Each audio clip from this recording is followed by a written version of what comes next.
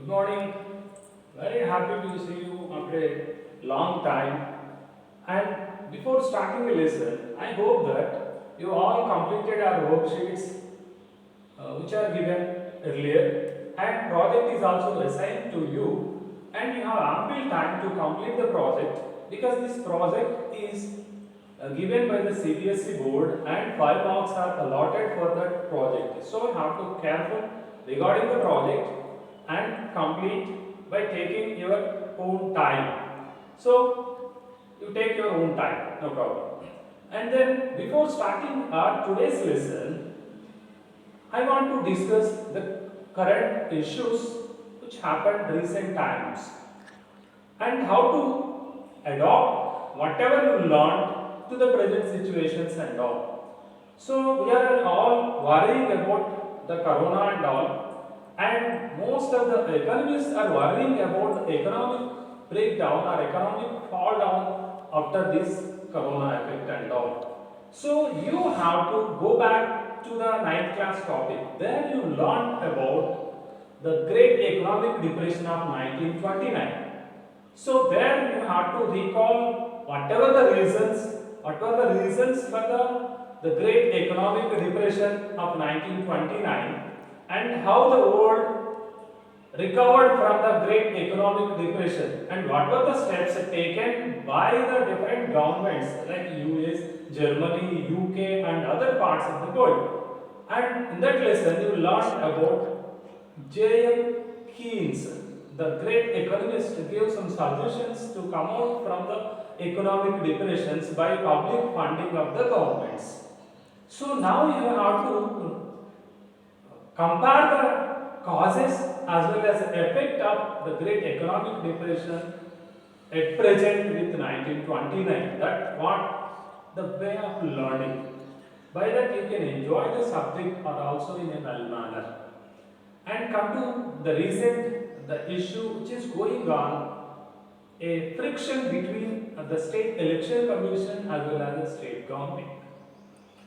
What happened? The state election commission postponed the local body elections recent times, but state government was angry over the decision of state election commission and they filed a case against election commission's decision at Supreme Court. And then what happened? The Supreme Court gave a judgment in favor of election commission because election commission as per the Indian constitution is an independent body which is a constitutional body which has all the powers and it is autonomous. So it can take the decisions independently without the influence of government. That's why the Supreme Court gave the judgment that there is no mistake from the election commission to postpone the elections due to corona. And whereas, and it criticized some of the decisions of even election commission also. Election commission postponed the elections to next 6 weeks, or we don't know exactly when the elections will take place due to this effect and all. So Supreme Court raised a question that how can you implement code of conduct? Last year you learned about the code of conduct. When the election starts, the code of conduct will implement. So what steps, what are the rules of the code of conduct? Generally, when code of conduct is in force, the government should not start a new program and they should not lay a foundation for new projects and all. So that's why Supreme Court stopped or lift the code of conduct, and it asked the question that what is your problem to the election commission? What is your problem regarding the elections? Why don't you consult the state government? What is your problem? So in this way, government as well as election commission problem was solved by Supreme Court here. So in this way, have any dispute which arise between two constitutional bodies, the Supreme Court will play an important role to resolve the issue. And moreover, recent times, one more recent thing which happened in our state is state government issued an ordinance and it reduced the time span of election commissioner, state election commissioner, from 5 years to 3 years. And by that, the chief election commissioner tenure was completed and they appointed new election commissioner. So the ex-election commissioner challenged this ordinance in the High Court. So the case is in pending. So in this way, you have to update yourself what you learned in the textbook and what is happening around us. By that subject will be live and which gives some sort of pleasure and happiness. So in this way, you have to correlate the things what is happening around us. And come to the lesson regarding one. I want to give one more example regarding the lesson. Suppose now the lockdown is going on. You all very well know about the lockdown and all. Some sort of rules are implementing by the central government. All the states are following lockdown. Suppose one state denied to implement the lockdown, then what will happen? If one state is not ready to implement the lockdown, what will be the central government do? Have any other options and all? Will the central government can take the action against the such government or not? So this is how can the central government take an action against any state government? It is all the procedure is laid down in the constitution. The powers are distributed between different states as well as central government. That's what we call it as a federal setup. Suppose if you take example of US. In US, federal government also implemented lockdown. But some of the US states are not following the lockdown and they are giving the exemptions as per their wish. And why in India lockdown is completely implemented by all the states? Why in USA all the states are not implementing in a proper way or they are implementing in their own way? Because the structure of federal system is different from US and India. That's what we are going to learn. After completion of this topic, you may get better clarification or clarity regarding this and all. Come to the previous lesson of power sharing. In the power sharing lesson, what we learned, because this lesson is almost extension to the power sharing lesson. So that's why we have to recall the lesson of power sharing. In that power sharing, what you learned the power sharing? We learned about two case studies of Belgium as well as Sri Lanka. In Belgium, different ethnic groups compromised themselves and they distributed the power as well as that through the constitutional amendment, Belgium was shifted from unitary type of government to federal type of government. Whereas Sri Lanka denied to change the unitary form of government to federal state of government. That's why the problem which continued in Sri Lanka. That's what we all know about these things. So, what is a federal and what is a unitary? We are going to learn. And now, today's lesson is all about federalism.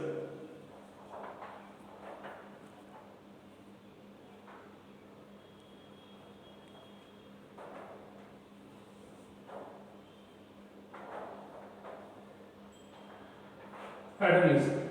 So, what is the meaning of federalism? Federalism is the word which is derived from feudus. Federalism is the word which is derived from a Latin word which means feudus, means pact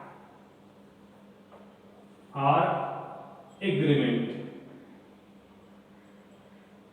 So pact between who or agreement between who? Here it is nothing but agreement between two levels of government. Here come to the definition of federalism. Federalism is a form of government in which power is divided between central unit and state or provisional governments. Listen once again. Power is distributed.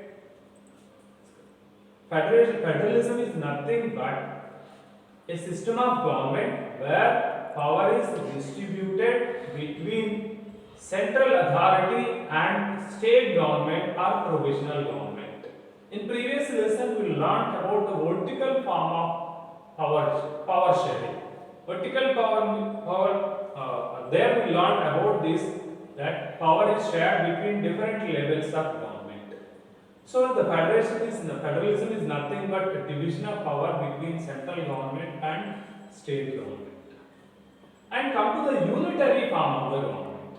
In unitary form of the government, we may find only one form of government, or if even though it is a next level of government is there, but most of the powers are enjoyed by only the union government. State governments should follow the orders of the union government. So in this way, central government have an upper hand over the state governments in unitary system, and central government can amend the constitution as per its wish. So state governments have very limited powers and nominal. But whereas in federalism, so both have powers as per the constitution. So let us learn about the features of federalism.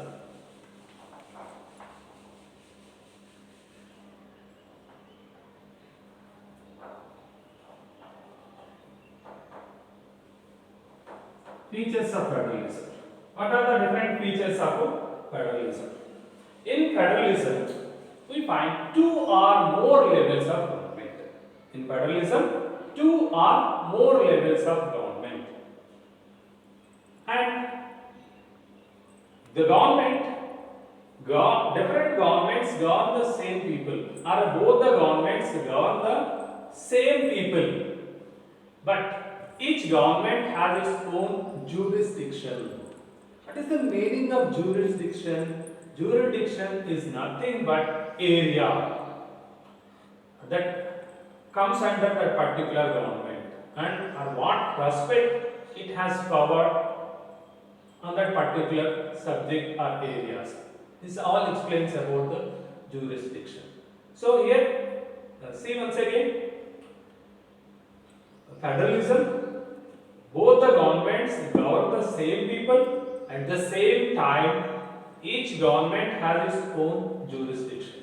Take an example. Suppose AP State Legislative Assembly pass an act, then it will be implemented only in the Andhra Pradesh. So, being a citizens of Andhra Pradesh, we have to obey the laws of Andhra. At the same time, we are the citizens of India. We have to obey the laws which are passed by the Indian Parliament. That means at the same time, we are citizen of Andhra Pradesh as well as we are the citizen of India. So in this way, if any act passed by the Parliament will be implemented all over the country. If any state government pass an act, it will be implemented only within that state. That's what we have to understand about the jurisdiction. And then come to, if this jurisdiction is completely noted down in the constitution, what is the jurisdiction of a central government as well as what is the jurisdiction of a state, this is mentioned within the constitution. That means the powers between the central government and state government are completely distributed through the constitution. So that's why the problems will not arise. Have any problems will arise, then courts will take an important role. And then some provisions of the constitution cannot be amended unilaterally by one level of government in federal setup. Take an example of India. How the Indian constitution is amended. Last year already we learned. Just recall what you learned regarding constitutional amendment. Indian Constitution can be amended by the Parliament as per Article 368 of Indian Constitution. There it explained about three procedures. So three procedures are there to amend the Indian Constitution as per Article 368 of Indian Constitution. So Indian Parliament can amend the Constitution with a simple majority. The first procedure is with simple majority. That means, like any act, the Constitution can be amended with a simple majority, like passing of any bill. If you come to the second procedure of the constitutional amendment, the Parliament must pass the Constitutional Amendment Act with two-third majority, and some provisions of the Constitution can be amended by the Indian Parliament with two-third majority. The same amendment bill must be sent to all the state legislative assemblies. More than 50% of states should ratify that constitutional bill. Then only that constitutional amendment is possible. So, what can we understand from this? Central government alone cannot change the fundamental provisions of the Constitution. By that, central government cannot take the powers of the states without the consent of the states. And come to the source of income. How the source of income is there for central government as well as state governments. Both central government as well as the state governments have different sources of income. Suppose if you take central government, what are the taxes which are collected by the central government? Central government collect excise duty, central government collect income tax, and so on. As well as state government. State government has its own source of income like entertainment tax, as well as its stamps and registration, etc. And recently we see some sort of constitutional amendment which was made by the Indian Parliament to impose GST. Within the GST, did you notice the bills of anything which you purchase? There we find GST, so and so percentage. There itself we find a division that suppose if you take a GST is 18%, 9% of GST is a CGST in that bill. CGST means central GST, and remaining 9% SGST in the bill means state GST. That means 80% of tax is shared by central government and state government equally. At the same time, whatever the taxes which are collected by the central government, it will give it back to the concerned state up to 42% of tax whatever collected by the union government to that concerned state. This is all about different sources of income are there for the both levels of government. And what is the essence of this federalism and use of federalism? Especially, it promotes the unity. Federalism promotes the unity. At the same time, it accommodates the diversity. If you take a country like India, India is a huge country, we all know that. So, with 3.28 million square kilometers of area as well as second most populous country in the world. So, that's why we have different languages, different cultures, different traditions, customs and all. So, federalism which promotes unity as well as at the same time it accommodates diversity. So that is why federalism is good for countries like India. And these are all the features of federalism. See once again the features of federalism.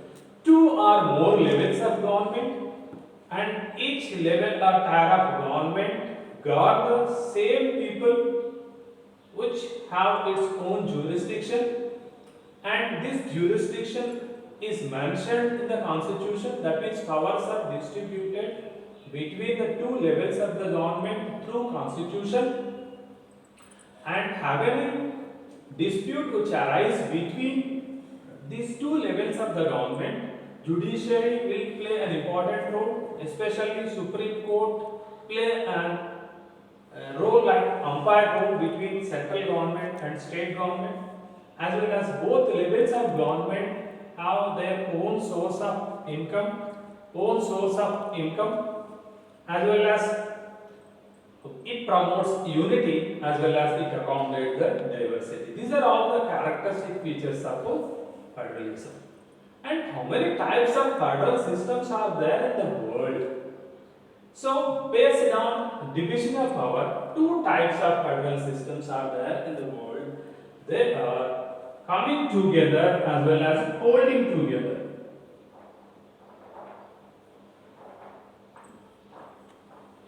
Coming together federalism as well as holding together federalism. So, coming together federalism. Come to the coming together federalism.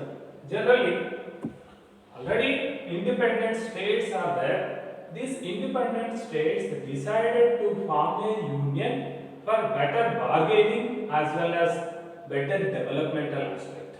Then different independent states decided to form a union government. Then we call it as a coming together federalism. Name itself it is there, coming together federalism. That means different states coming together and form as a union government. What are the examples for this type, coming together type of federalism? And then coming together federalism, this the examples are US, Switzerland as well as Australia. These are all the examples of coming together federalism. So, in this coming together federalism, all the states are treated equally, and states have almost equal powers with central government. Central governments generally cannot dictate or order the state government. So, come to holding together federalism. In holding together federalism, it is an independent country. Due to administrative convenience, it is divided into some territorial units and they set up the next level of government. And the power is distributed between central government as well as state government. Then we call it as a holding together federalism. What are the examples of holding together federalism? India, Belgium and Spain are examples of holding together federalism. So, in this way, coming together federalism and holding together federalism, these two types of federal structures are found in the world at present. So, we find some basic difference between coming together federalism as well as holding together federalism. In coming together federalism, all the states are independent and they decided to form as a union government. That is why all the state government treated equally. All the governments have equal powers and they have almost equal powers along with central government. But whereas holding together government is somehow different because it is an independent country, only for the sake of administrative convenience it is decided to divide into next levels. That's why power is distributed between central and state governments. Here some states have some sort of special powers, special treatment from the central government based on its necessities as well as development, revenue deficit and all. So in this way, coming together federalism as well as holding together federalism are two or different structures which we find. And based on these things, we find some variations in federal setup from country to country based on its historical background as well as its conventions. In this way, federations are different from country to country as well as and then come to recapitulate exactly what we learned today. So today we learned about federalism, definition of a federalism. What is the definition of a federalism? Federalism is a form of government in which power is distributed between central government and state government through constitution. then we call it as a federal government. And then we learned about unitary government. In unitary government, mostly we find only one level of government. Even though we find the second level of government, it is mostly depend on central government. So that means state governments have only nominal authority when compared to the central government. Central government can order or command the state governments. So in this regard, we find already we learned about some sort of differences between unitary form of government as well as a federal form of governments.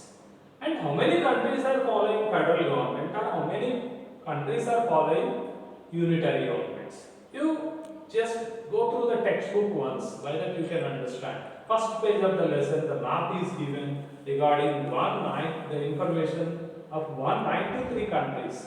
Out of these 193 countries, only 25 countries are following federalism. The rest of the countries are following unitary system of government. Check once which governments are following federal setup. Come to the North America. In North America, almost all three major countries are following federal setup. Canada, US and Mexico. Whereas the small countries like Costa Rica, Panama, Cuba and West Indian Islands are following unitary form of government. Come to South America. In South America, countries like Venezuela, Brazil as well as Argentina following federal system. Other countries like Colombia as well as Peru, Chile, Paraguay, Uruguay, these countries are following unitary system. In Africa, only 3 countries are following federal system. Those are Nigeria, Ethiopia and South Africa. And come to Europe. Here also very few countries are following federal system. Those are Spain, Belgium, Germany. And come to Asia. In Asia, countries like US, India, as well as Malaysia Pakistan are following federal system, and whereas remaining all are following unitary form of government. That means only 25 countries are following federalism. Even though it is only 25 countries are following federalism, but population constitutes to 40% because almost all the big countries are following federal system. And then we learned about the different features of federalism as well as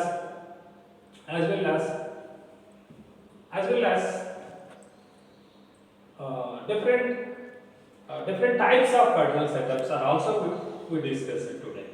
So today we have to write the C1 regarding what is federalism, definition for a federalism, as well as a definition for a unitary system.